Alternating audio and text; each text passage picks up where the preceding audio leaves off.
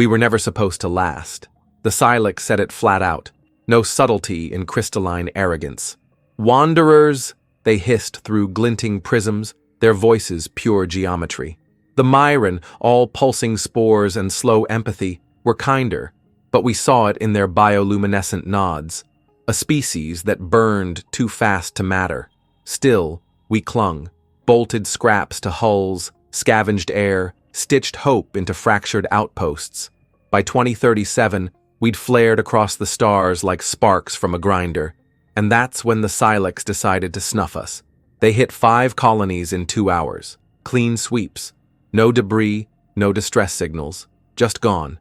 Kyle Rennar was 20, sleep-deprived, and strapped into a single-seater with a control panel held together by solder and spite. His sister's outpost, Edge 3, was next. We heard her voice crackle over wideband. Inbound shadows, no recognition pattern, then static. Kale didn't blink. We trained him not to. He spun his bird around and burned engines till the cabin howled. The fight was over before it started. Their ships looked like drifting cathedrals, carving space with beams of light too precise to dodge. He should have died. But something kicked in his head. Not fear, not training. Something weird.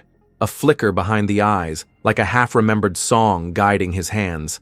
He nose-dived into debris, grabbed a wrecked Silex sensor array. He'd trained on salvaged guts before, and jammed it into his nav core. Red lights everywhere. His voice in the comm. "This is dumb. This is going to kill me." Then, "Do it anyway." We watched the fleet vanish, reappear behind enemy lines. The whole fleet. His bird was linked to the formation net. Whatever surge hit him, it echoed out like a cracked whip. They all jumped. One-shot miracle. The void bridge snapped shut with a soundless crack, and the Silex lost their edge for the first time in 1,000 years. 10 years later, Amara Lynn found the wreckage. She moved like someone who'd made peace with ghosts. Quiet, precise, avoiding eye contact unless you earned it. She stared at Kale's busted nav unit for 8 hours before saying, "It's not the tech, it's the user." We rolled our eyes.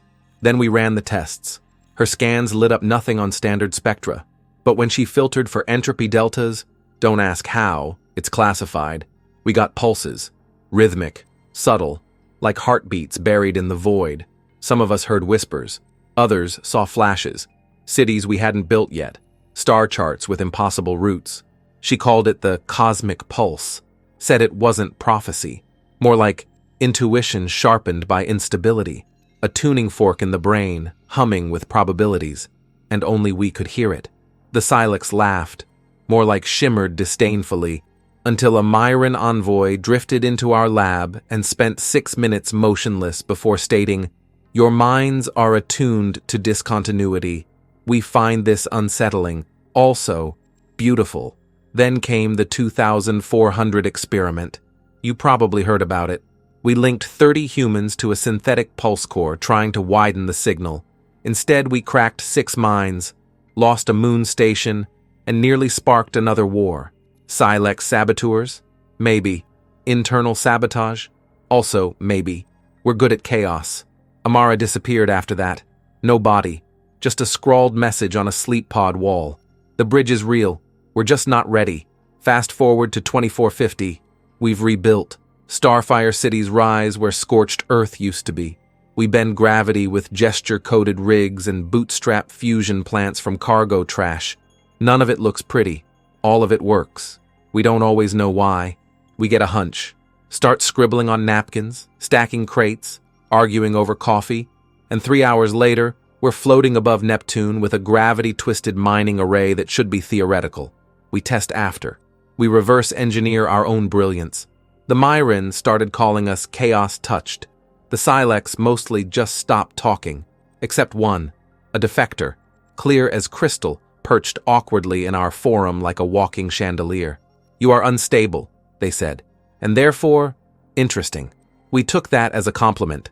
Some days we miss Earth, the smell of rain, real wind, gravity that didn't come from math, but mostly we look forward, because somewhere out there, the pulse still hums, not in wires, not in tech, in us, not destiny, not design, just the raw, wild rhythm of being human in a galaxy that wanted us silent. And still, we move,